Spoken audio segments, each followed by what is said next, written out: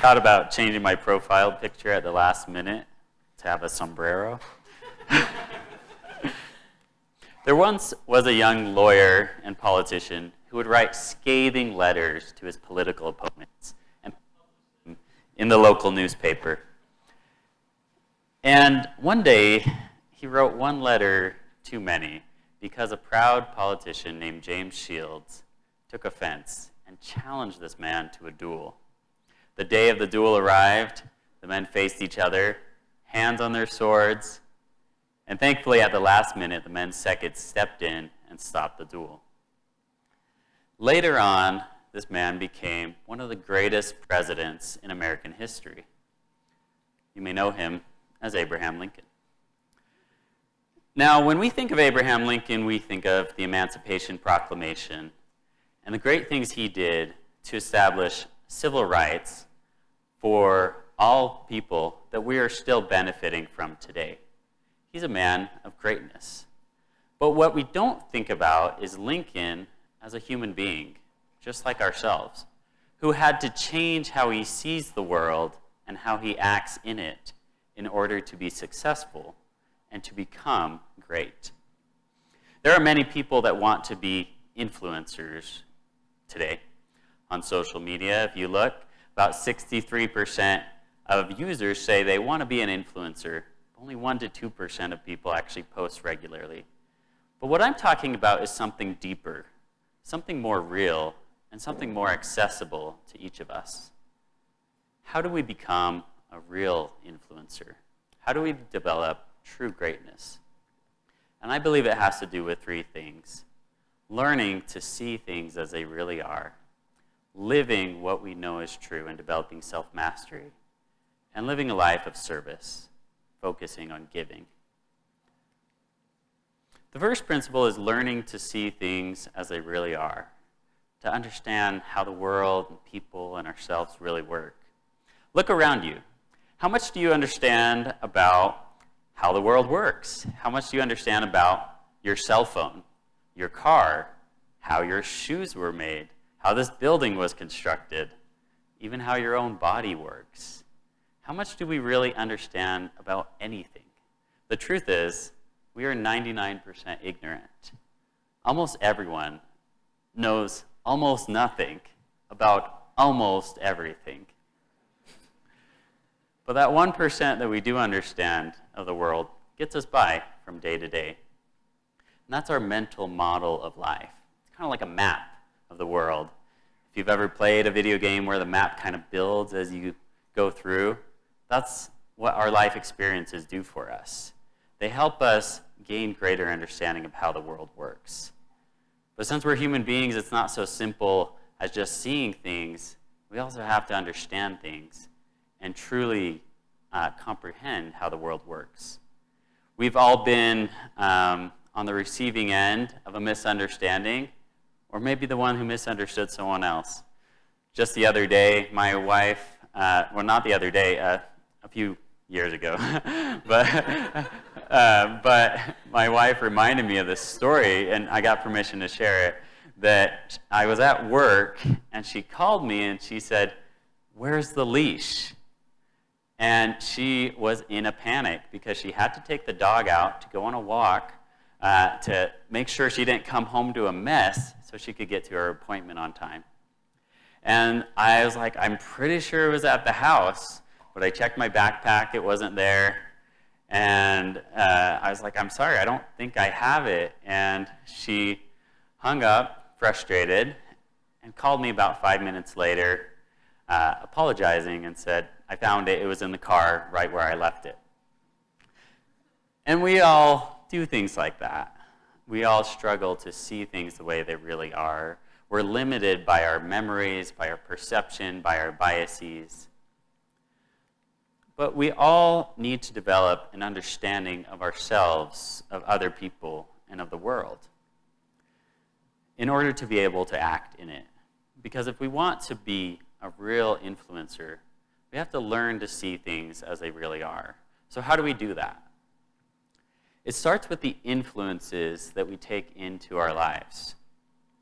Our input affects our output. if we read good books, if we hang around good people, if we spend time doing activities that are meaningful, that are useful, that matter, if we spend time in the real world, we'll learn how the real world works. It's very common that many people don't even know where their food comes from. But if you work on a farm, you know where your food comes from. So as we gain more experience, we gain more understanding, and we get a little bit more humble. And as we improve our influences, we'll improve our influence. And we'll be one step closer to being a real influencer.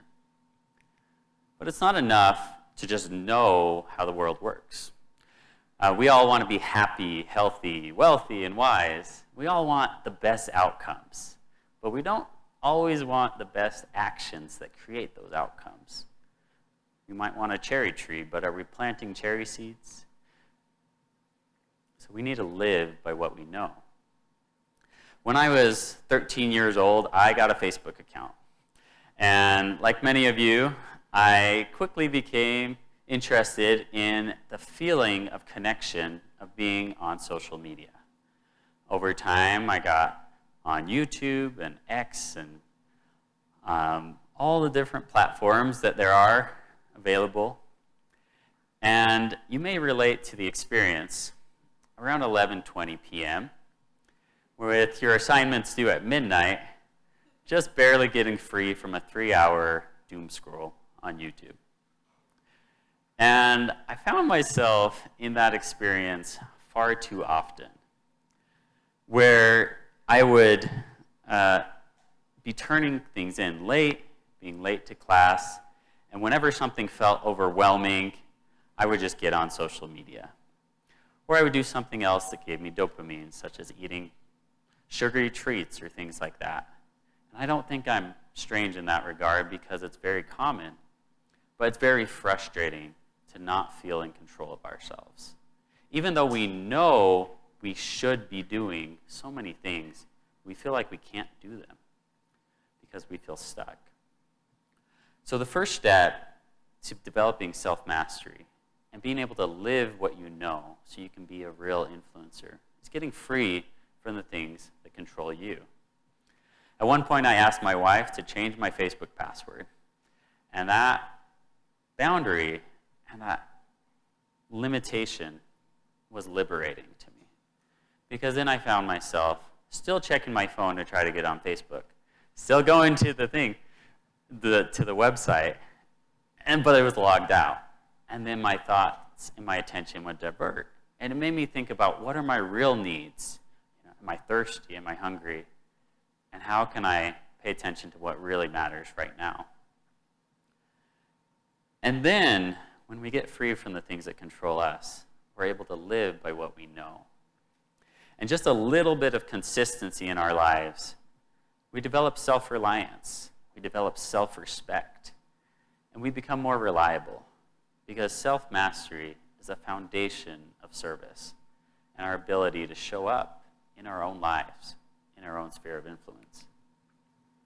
But it's not enough to simply know how the world works and even live what you know. You can live a very disciplined life based on valuable truths and principles, but still live a self-centered life. In fact, that's the invitation of most marketing today. It's all about you. But human development research, led by the esteemed psychologist Carol Dweck, who pioneered the research on growth mindset, and others, describe how our sense of self-worth comes not from self-esteem, what other people tell us about ourselves. You're a great person, you're a great artist, you're a great singer, but from self-efficacy. What we give, not what we get. That's where we get our sense of self-worth. So we need to not only know what's true, but live to give. Because when we focus outwards, something bigger than ourselves, something that we're creating, somebody that we're serving, that's what makes it all matter. That's what makes us want to understand how the world works. That's what makes us want to be disciplined and live by what we know. Because we have a purpose and we have a need.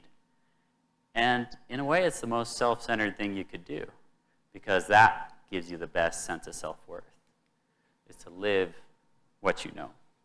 The other day, I was at a vending machine, and I was thinking about how you don't really have to look that far to find ways to serve, to find ways to give, and to find that sense of self-worth, because the person next to me, when I was trying to purchase a water bottle, I saw someone next to me trying to use tap to pay with her iPhone and purchase a protein bar, but the machine wouldn't accept her tap to pay. And I just asked, do you have your card on you? Is it not working? And she didn't have her card on her. And I just saw myself in her, because the day before that, or a few days previous, I should say, I didn't have my card. And I was hungry in the middle of the day, and I wanted a protein bar.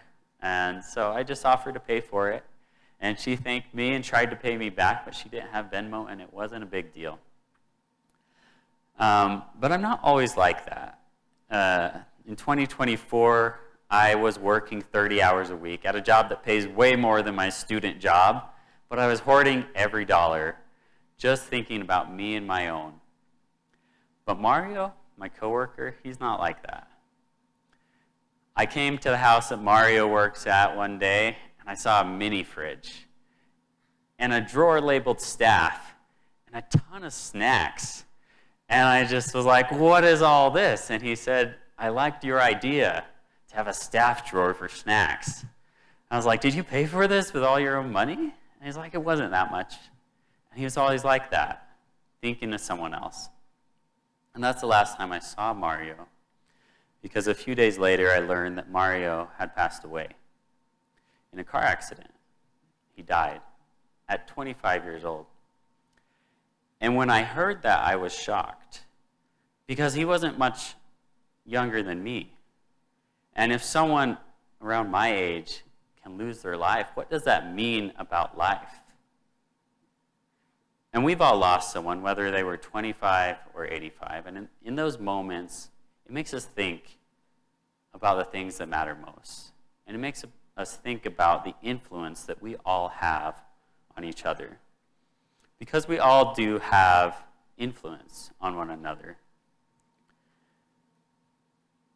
So, live right now. What do I mean by live right now? Live right, as in live what you know.